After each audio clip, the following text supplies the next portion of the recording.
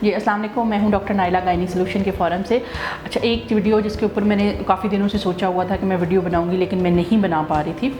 उसमें यह है कि उल्टा बच्चा, जो माँ के पेट में बच्चा उल्टा होता है, उसकी क्या रेशो है, उसकी क्या वजूहात हैं और उसका क्या इलाज है। इस पर आज हम डिटेल से बात करेंगे, लेकिन मेरी आपसे रिक्वेस्ट है कि वीडियो को एंड तक सुनिएगा।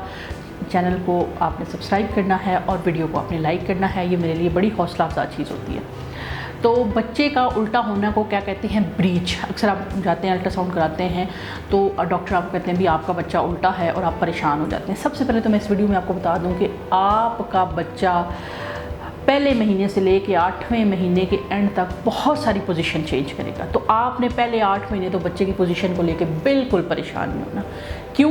क्योंकि इस वक्त बच्चे के पास बहुत ज़्यादा जगह है और वो बहुत ज़्यादा पोजीशन चेंज कर ले। जैसे ही 9वां महीना स्टार्ट होता है तो उस वक्त वो क्या करता है, स्पेस कम हो गई है और बच्चा फिक्स होने लग जाता है। उस वक्त अगर आपका बच्चा ब्रीच है, 9वें महीने के स्टार्ट में आपका बच्चा ब्रीच है, तो ज़्यादा चांसेस हैं कि ये एंड तक ब्रीच ही रहेगा। लेकिन उससे पहले तक 8वें महीने के एंड तक अगर आपका बच्चा ब्रीच है तो आपने परेशान नहीं होना। बहुत ही कम रेशो रह जाती है उन बच्चों की जो एंड तक ब्रीच होते हैं। तकरीबन 3 से 4% बच्चे ऐसे होते हैं जो कि ब्रीच होते हैं, बाकी सब अपनी पोजीशन खुद बहुत एडजस्ट कर लेते हैं। तो अब हम बात करते हैं कि 9वें महीने में जो बच्चे आड़े रह जाते हैं, जो ठीक नहीं हो पाते, पोजीशन अपनी नहीं सही कर पाते, उसकी क्या वजूहात हो सकती हैं। सबसे पहली बात तो ये कि बाज़-औक़ात जो फ़ीमेल्स जिनके अंदर पानी की मिक़दार, बच्चे के लाइकर की मिक़दार, वाटर की मिक़दार ज़्यादा होती है, उन बच्चे को अपनी पोजीशन फ़िक्स करने में थोड़ा प्रॉब्लम होता है। ज़ाहिर है उनके पास फ्लोटिंग एरिया ज़्यादा है, तो इस तरह बच्चों के अंदर जो है वो ब्रीच होने के चांसेस ज़्यादा होते हैं। इसी तरह से वो मरीज़ जिनके आवल नीचे पड़ी हुई है, उसमें बर्थ कैनाल चूँकि एम्प्टी नहीं है, तो उन बच्चों के अंदर भी ब्रीच पोजीशन को बहुत ज़्यादा देखा गया है। अगर आपके यूट्रस के लोअर पार्ट के अंदर कोई फाइब्रॉइड है तो उस सूरत हाल के अंदर भी आपके बच्चे के ब्रीच होने की जो चांसेस हैं वो बहुत ज़्यादा हैं। इसी तरह से अगर आपकी यूट्रस के अंदर कोई एबनॉर्मेलिटी है, आपकी यूट्रस बाइकॉर्नुएट है या यूनिकॉर्नुएट या कुछ इस तरह की एबनॉर्मेलिटी है, उसकी शेप के अंदर, उसकी बनावट के अंदर कोई थोड़ा बहुता प्रॉब्लम है, तो इस सूरत हाल के अंदर भी देखा गया है कि मोस्टली बच्चे ब्रीच होते हैं।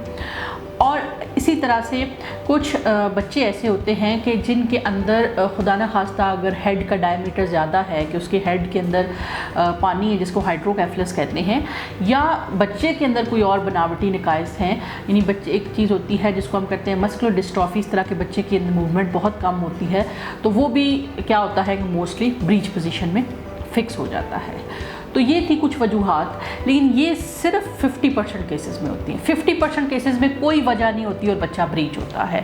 बिल्कुल इस चीज़ पे इल्ज़ाम मत लगाएं कि जी हमने बहुत सेडेंट्री लाइफस्टाइल गुजारा है। हाँ, चलें फिरें, मैं इनकरेज करती हूँ इस बात को। प्रेगनेंसी में आप चलें फिरें, नॉर्मल महसूस करें। प्रेगनेंसी कोई बीमारी नहीं है, खुदा न खास्ता। ये तो जो लोग ठीक होते हैं वो प्रेग्नेंट होते हैं, जो बीमार होते हैं वो प्रेग्नेंट नहीं होते। तो आप एक चीज़ अंडरस्टैंड कर लें कि प्रेगनेंसी एक नॉर्मल चीज़ है। अगर आप फ़ौरन शादी के बाद प्रेग्नेंट हो गई हैं, या जब कभी आपने प्रेगनेंसी प्लान की और आप प्रेग्नेंट हो गई हैं, तो इसका मतलब है कि आप बाकी लिहाज के अलावा आप जेनेटिकली भी, जो जेनेटल ट्रैक है आपका, वो भी हेल्दी है, तो इसीलिए ज़ाहिर है कि आप प्रेग्नेंट हुई हैं। तो इसको बीमारी तो बिल्कुल महसूस ना करें। अब आ जाती है बात, क्या अगर आपका बच्चा ब्रीच है तो क्या आपका सी सेक्शन ही होगा या नॉर्मल डिलीवरी के कोई चांसेस हैं?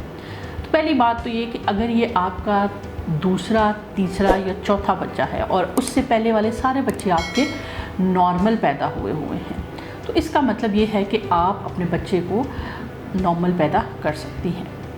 लेकिन एक्सपर्ट गायनोकोलॉजिस्ट के पास, जिनको ब्रीच बच्चे का डिलीवर करना प्रॉपर आता हो, अगर खुदा न खास्ता आपके ब्रीच बच्चे का हेड स्टक होता है तो वो उनको मैनूवर्स आते हों और वो उसको एक्सट्रैक्ट कर सकें। बहुत सारा चांस है ब्रीच बच्चे के नॉर्मल होने के। हमने बहुत सारे बच्चे जिनके पहले 1-2 बच्चे नॉर्मल डिलीवर, 2 बच्चे कम से कम नॉर्मल डिलीवर हुए हों और तीसरा बच्चा ब्रीच है, वो बड़े आराम से खुद बहुत लेबर में जाती हैं और जो है उनकी डिलीवरी नॉर्मल हो जाती है। इसी तरह से वो ख़वातीन जिनका ये पहला बच्चा है, क्या कुछ ऐसी एक्सरसाइजेज़ मौजूद हैं जो कि वो करके अपने बच्चे को सीधा कर लें? जी बिल्कुल। 1.1% या 0.5% तक तो वो एक्सरसाइजेज़ आपकी हेल्प करेंगी कि अगर आपका बच्चा ब्रीच है तो, लेकिन मोस्ट ऑफ़ द टाइम वो एक्सरसाइजेज़ आपकी हेल्प नहीं करेंगी, क्योंकि ज़ाहिर है कि बच्चा उस ब्रीच पोजीशन के अंदर फिक्स हो चुका है और उसको पेल्विस से डिसएंगेज करना मुश्किल है। तो ऐसे बच्चों के लिए क्या किया जाए?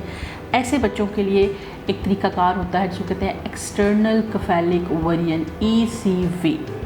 इसमें क्या होता है कि मरीज़ को 36 हफ्ते के बाद अपने पास बुलाया जाता है और एक्सपर्ट गायनेकोलॉजिस्ट उसके बच्चे को डिसएंगेज करती है, यानी जो उसका पोल पेल्विस के अंदर एंटर हो गया होता है, बाहर से उसको अपने हाथों की मदद से उसको निकालते हैं और उसको रोटेट करके दोबारा हेड डाउन पोजीशन में ले जाते हैं। इसको कहते हैं एक्सटर्नल केफेलिक ओवेरियन, यानी कि आपने कोई कट नहीं लगाया, कोई कुछ नहीं लगाया, लेकिन आपने इसको जो है वो बच्चे को आपने सीधा कर दिया। अब इसकी किस तरह से किया जाता है, क्या चीज़ें इसके अंदर होनी चाहिए, इस पे मैं एक अलग से वीडियो बनाऊंगी एक्सटर्नल केफेलिक ओवेरियन के ऊपर। बहरहाल इसमें मैंने आपको ये बता दिया कि एक तरीका ऐसा है जो कि एक्सपर्ट गायनेकोलॉजिस्ट कर सकती हैं, लेकिन खुदारा दाइयों शाइयों किसी से भी ये ना करवाएं, क्योंकि बच्चे को सीधा करने के प्रोसेस के दौरान बच्चे की हार्ट बीट ख़राब हो जाती है। इसीलिए ये जो तरीक़ाकार है, ये 36 वीक्स के बाद बच्चे के फेफड़े मजबूत करने वाला इंजेक्शन लगा के ये ऑपरेशन थिएटर के अंदर किया जाता है और आपकी बच्चा जब एक दफ़ा सीधा हो जाता है उसके बाद भी आपको फ़ौरन से घर नहीं भेजा जाता, आपको दाखिल किया जाता है और 2 घंटे के बाद बच्चे की हार्ट बीट चेक की जाती है, कंफर्म की जाती है कि इस सारे प्रोसेस के दौरान बच्चे की हार्ट बीट पे कोई जो है वो अमल नहीं हुआ। तो इसलिए आपने ये एक तो हॉस्पिटल में कराना है और उस हॉस्पिटल में करवाना है जहाँ पे गायनेकोलॉजिस्ट बहुत एक्सपर्ट हो, और तीसरी बात ये कि वहाँ पे किसी भी टाइम इमरजेंसी सी सेक्शन की सहूलत मुयस्सर हो। ये तो हो गई ECV। अच्छा, अगर आप ECV करवाते हैं तो कितने % चांस है कि ECV सक्सेसफुल हो जाएगी? तकरीबन 60 से 70% केसेस के अंदर ECV सक्सेसफुल हो जाती है, लेकिन ECV के बाद क्या आपका बच्चा सीधा ही रहेगा, इस बात की चांसेस 90% है। 10% केसेस के अंदर बच्चा दोबारा से जो है वो ब्रीच होने का रिस्क होता है। लेकिन अगर आपको नॉर्मल डिलीवरी की ज़रूर ख्वाहिश है तो मैं ये आपको सिर्फ बता देना चाहती हूँ कि ये एक ऑप्शन आपके लिए अवेलेबल है कि आप इसको यूज़ कर सकते हैं। इसी तरह से जो एक दफ़ा जो इस तरह के पेशेंट हैं जो कहते हैं कि हम इतना नहीं वो कर सकते, तो उनका अगर बच्चा आड़ा है और 9वें महीने के एंड तक आड़ा है तो उनके लिए क्या चीज़ है? आपकी फ़र्स्ट प्रेगनेंसी है, आपका बच्चा ब्रीच है, उल्टा है, तो उस सूरत हाल के अंदर आप बिल्कुल भी नॉर्मल डिलीवरी का रिस्क ना लें, क्योंकि ज़ाहिर है ये वो टाइम है जिसके अंदर लोग 2-4 दफ़ा प्रेग्नेंट होते हैं और 100% गारंटी मांगते हैं कि जी हमारे बच्चे को कुछ नहीं होना चाहिए। तो उस सूरत हाल के अंदर आप ब्रीच बच्चे के साथ नॉर्मल डिलीवरी का ट्रायल ना लें, मैं तो कम से कम नहीं सजेस्ट करती। उस सूरत हाल में आप C सेक्शन की एक्सपर्टीज़ का फ़ायदा उठाएँ। आप स्ट्रेट अवे अपना C सेक्शन करवाएँ, इलेक्टिव C सेक्शन करवाएँ और अपनी डॉक्टर से ये कहें कि वो आपके अंदर अच्छी क्वालिटी का स्टिच यूज़ करे, आपको पूरी रिहैबिलिटेशन की गाइडलाइन दे।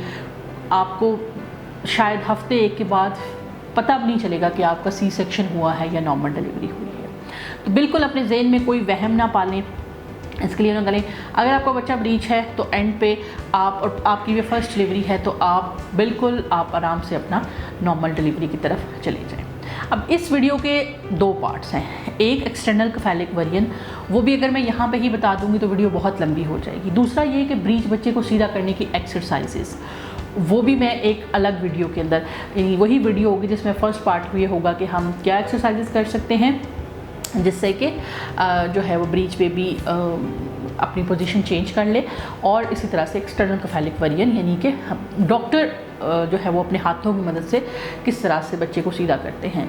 तो इसके लिए आपने इंतज़ार करना है, मैं इंशाल्लाह बनाऊंगी next video the same way. मेरी आपसे रिक्वेस्ट है कि मेरी वीडियो को आप लाइक करें, चैनल को सब्सक्राइब करें और अपने इसको सोशल प्लेटफॉर्म पे शेयर करें, ताकि जो है वो मेरी इस पर बहुत ज़्यादा हौसला अफजाई आती है। जब तक के बनाऊंगी नेक्स्ट वीडियो, तब तक के लिए अल्लाह हाफ़िज़।